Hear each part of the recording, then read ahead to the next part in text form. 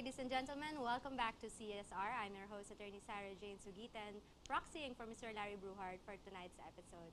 The second half, we were going to have 50% French and 50% Italian and a 100% Filipino hairdresser, Pascalain Gianello. Welcome to the show, Mr. Gianello. Magandang gabi.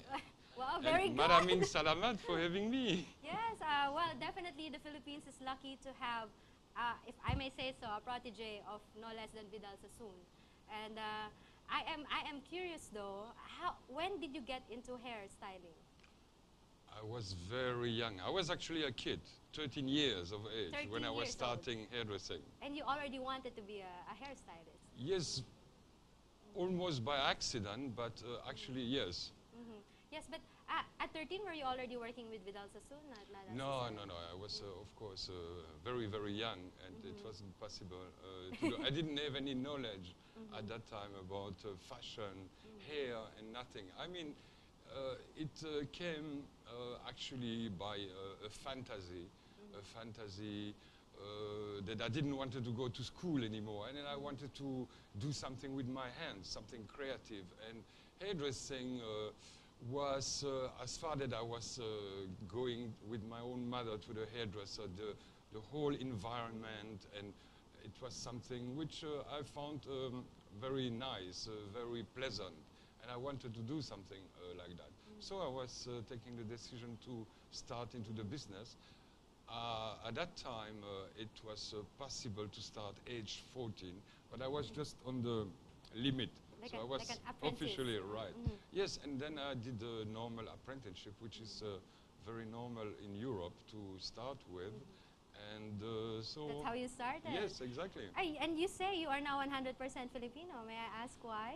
Yes, that's a very good question. Yes, yes since actually 15 years already, I'm married to a beautiful Cebuana, to be precise. Can we zoom into the photo of the happy couple right here? I would like to show the audience, of course, who the lovely Filipina is. Yes, she's that's fabulous. Sonia. She's fabulous, Sonia, yes. Yes, and this is you. Yeah, this is me, 10 minutes younger. 10 minutes younger, thank you very much. Right. Yes, well, anyway, so hairstyling. Now you've spent a lot of years in Europe, studying this, perfecting your craft. Right. But now you are in the Philippines since when? Actually, I'm still a baby in the Philippines because I'm just over 3 years now here. 3 years old. And I consider really myself as a baby, but really a fantastic country, and I'm very happy to feel at least very strongly accepted in this beautiful country. And if I may ask, have you ever, I mean, you also deal with Asian hair. How different is it from Yes, European actually, hair? I did it since a long time, as I was working in major cities in Europe, like Paris, London, other cities as well in Germany, and so. And you have a very mixed community of all races. So I was confronted already very early with all type of hair. I have a particular nice, pleasant affinity to Asian hair, which is for me a fabulous kind of hair to work with. Yeah, I would think Asian hair has a tendency to be, coarse, more coarse or thick. Yes, it depends. You have a lot of coarse hair, but very manageable if you can deal with it, of course. And this is a question, if you are cutting hair, for example, it's all a question of how do you say this again in English? Say it in French, and then we'll have it translated. On pulling hair with a certain elasticity, with a certain, the way if you maintain a hair just too strong in a certain position, it might push back in a total different way. So this is something you have to learn. You have to develop a feeling for it to really know how to deal with it. Okay, hairstyling. The word was it? Okay. No, it's a question of tension. I was forgetting the tension word. of So the hair. tension, Yes. the way you pull your hair and you you give attention or not. You make it sound so scientific when you're dealing with hair. You Yes, know, actually, it sounds almost like a science. Actually, this is what Vidal Sassoon was bringing in the 60s already. Fully different ways of cutting hair, respecting hair growth as well, and a legislation of geometry. Geometry. See, geometry, it's really even math figures into absolutely. hairstyling. So it has nothing to do as they did before in many other countries, and perhaps in one of the main countries in Europe, France, where they were cutting hair just to make it shorter or something like that. It has nothing to do with that.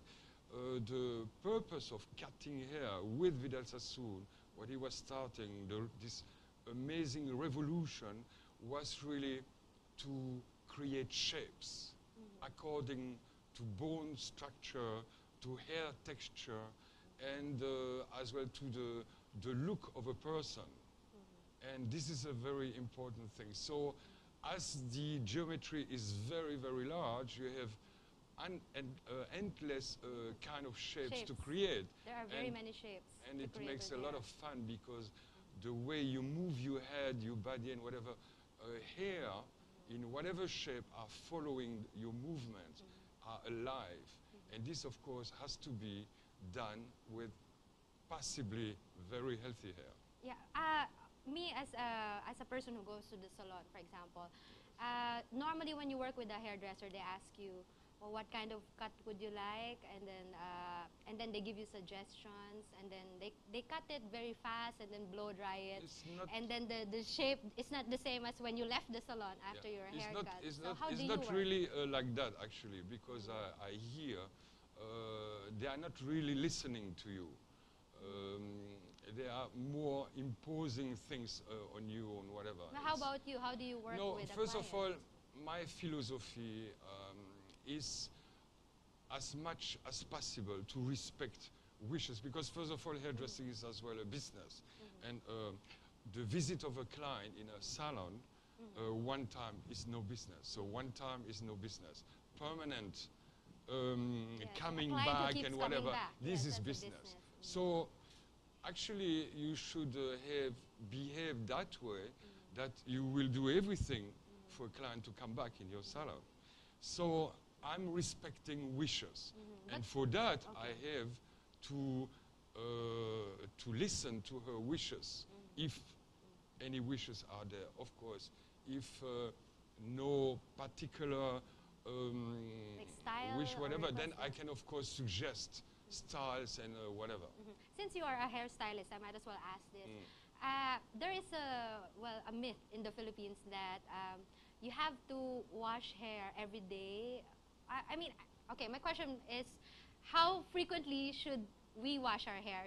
I mean, apparently everyday washing causes hair fall. This is a very dandruff. interesting question, because actually, I mean, skin is different. I mean, hair or nails is keratin. So skin is a little different. You can wash your skin, take a shower or a bath so many times a day, if it is necessary because of climate conditions or whatever. It is exactly the same. You can wash your hair daily without no problem. Important is to give back your skin or your hair what it needs. Which is moisture? For example, moisturizing would be number one. So if you are using, of course, a product which are very aggressive for your scalp and for your hair, and you are not using proper products like as well conditioners, mostly in the case of a chemical processed hair, so it is going to be a problem. So because you are affecting your skin or your hair. But let's see a simple example. How many times would you wash your hands a day? I mean, several times a day. Very sure. So. And that's the reason, if you are giving it a little hand cream, whatever, it's no problem. It's the same for the rest of the body, and it's exactly the same for hair. For the hair. So you really can wash your hair daily, even more if necessary, you don't know. So, and you are using excellent products, it's no problem at all. So the product has to, well, care for your hair in order for you to have healthy hair. Not being aggressive. And I mean, I know out there the market is saturated with many products. And so you have sometimes difficulties to make a choice which one is working for my hair or whatever. This is, of course, a little problem. Yes, it's an experimentation process. People are very much influenced with publicities and so commercials going on, and yes. Yes, well, as you said, you are a baby in the Philippines. I mean, you've been here for 3 years now. And I don't know if you have noticed this, but in the Philippines, the trend for Filipino hair seems to be that beauty equals long, dark hair. Long, straight, dark hair. Yeah, Do you agree? Let's say dark hair, you have it, this is a new race. This is the, I would say, the national hair color. Yes, long hair, why? Because you have the quality of hair, you have the texture, and it's possible, even if some people in Asia in general, not only in the Philippines, have the tendency to have a fine hair, the hair are solid enough to reach a certain length. So, and that's why, of course, many people are associating as well long hair with femininity, which I do not necessarily agree with it in all cases, although I'm really a lover of long hair as well. But so your expert opinion is that long hair or one style doesn't fit all. You know, it's not necessarily. No. I personally, I believe like a fingerprint. Individuality, that's the key word. So because we all look different, so we all have different heights.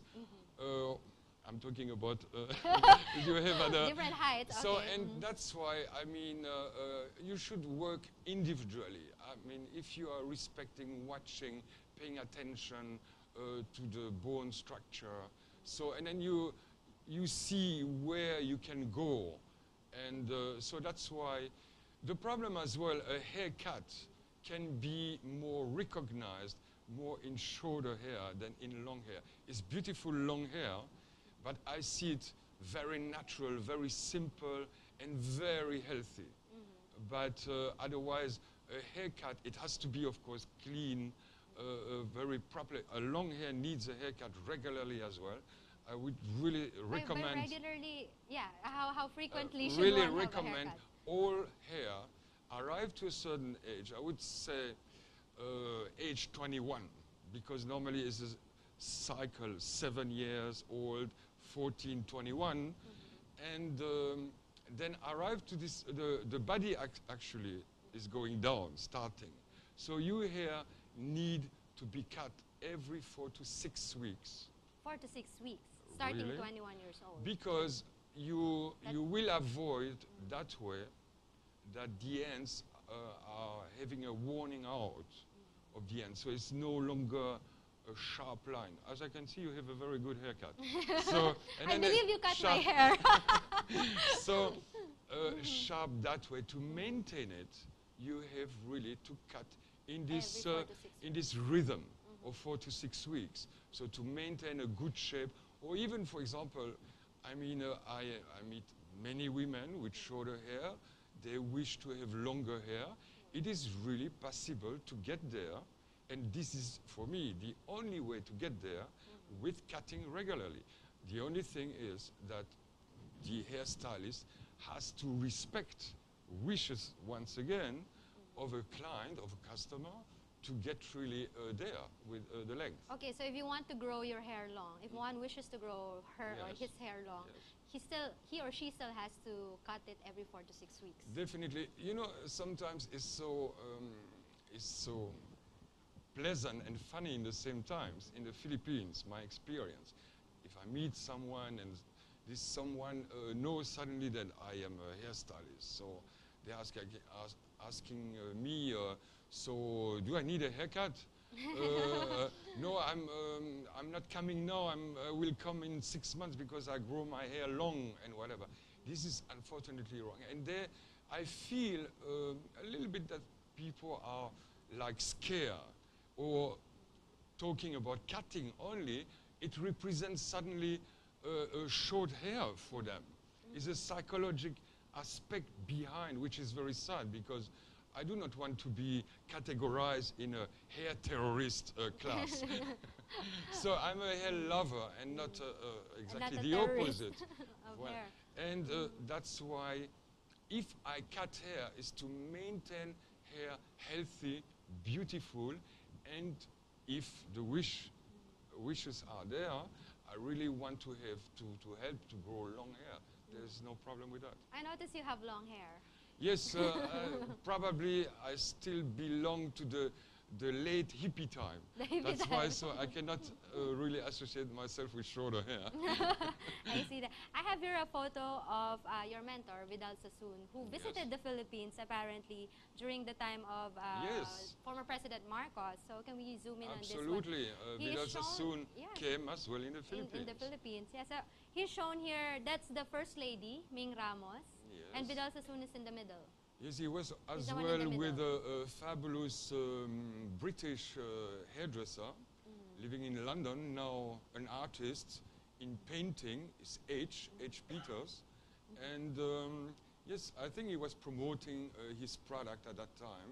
And it's so fabulous for me because the name Vidal Sassoon in a country like the Philippines is very known.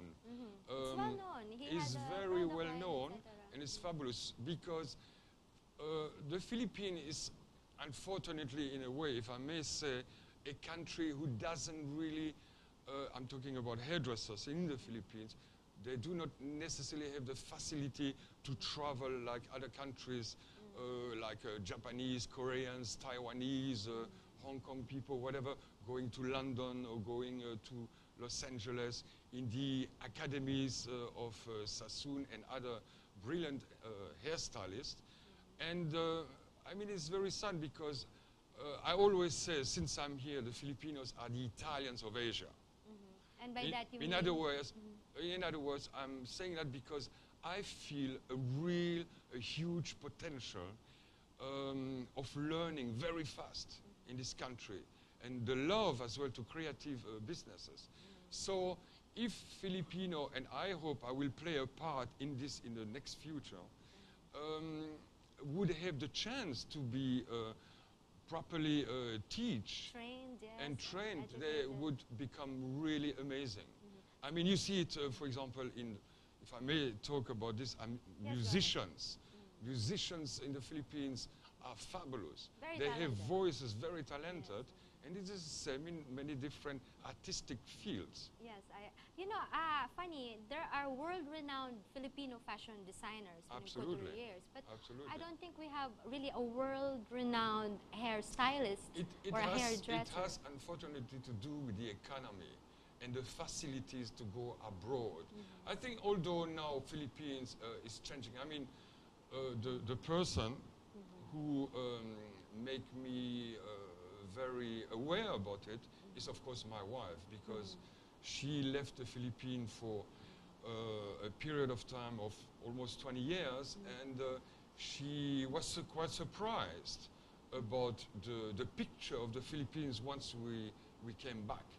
So It's a very different landscape. it is when you really, return. everything is coming, everything is, you feel like a boiling water, something is coming. And I wish very much, and I believe it's going to be there in a couple more years.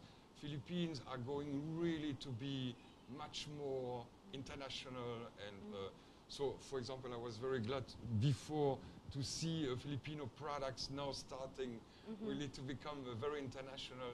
And really Very the unique. country and the people deserve it so much. I understand, well, you have adopted the Philippines as your first home, right? Yes, so definitely. you're not 100% Pinoy din Filipino. ako. Yes, see? What is your vision for the industry of hairstyling in the Philippines? What do you intend to do about it in the near Personally, future? so I've created with one brilliant chemist, a lady in Germany, a hair care range. And my vision, I mean, I went into that because I was very disturbed as an artist, not to have or facing difficulties because of a poor hair quality, damaged hair because of bad chemical treatments or over-processed hair and whatever. A painter, for example, is starting something with a material which is virgin, sculptor the same, or in many different fields. We are having a very difficult business in a way, because you should make somebody happy who doesn't bring you, I would almost say the ingredients, the correct ingredients. So a damaged hair, whatever, you can be the best artist in the world. Your work is not coming out the way it could be if hair would be Healthy. virgin or healthy. I'm not necessarily saying that we should abandon all chemical treatments, because they are beautiful things. A lot of things are done in colors and other chemical treatments. So, but please maintain a healthy hair. So your work is, at this point, coming really beautiful, brilliant works. All right. How about the education of your fellow hairstylists? Would you be opening an academy soon, or even be open to training? This is right. This is part of my dreams, my projects, and whatever. My even participation, a kind of charity in the next future. I used to work with many shows and whatever for charity purposes, more for a real, which had to do with, let's say, with health. Yes. For example, I did shows in London, a very renowned shows, which is called the Alternative Hair Show in London, which is held a friend of mine in London, who did this for leukemia. And it's now over 30 years old. They raised loads of money for the leukemia research. And okay, this is one part. The other part, third world country like the Philippines, people would have the tendency to give money and whatever. Is when you have the money, or your company is doing money, it's quite an easy thing, giving a certain amount, certain percentage of your money to a third country needs. But But it is I not would like sustaining. personally to be directly involved, because I am good, Yes. okay, Yes, yes, in in what the I way, am like, doing. So I believe it would be a great plus if I am directly there doing something in terms of education, hair education, and so on. Yes, So I this agree is, with you on plan. this one. But how can our viewers contact you for advice, for a haircut, or for your Right. product line? I think the Do you have a easiest, website? I think the very easiest, everybody almost knows Facebook. Is very successful in the Philippines as well. So just look So for you in Just Facebook. for my name, knock my door, and get in touch with me. Yeah, so Pascalain Gianello. So just look for That's right. Pascalain Gianello on Facebook, Exactly. and you'll be free to give advice and Absolutely. improve the Absolutely. hairstyling industry Yes, in the I'm Philippines. really available for that. Yes, thank you very much, Mr. Gianello, You're for very joining welcome. us tonight. And that's all for tonight, folks. great Thank you very pleasure. much. Yes, thank you for guesting here, and I'm glad that you're open to educating your fellow hairdressers in the Philippines. With great pleasure, really, really. Yeah, so thank you very much for joining us tonight. That's all the time we have. Again, this has been Sarah Jane Sugitan, your host, and proxying for Larry Bruhard. Join us again next week for another edition of CSR right here on GNN.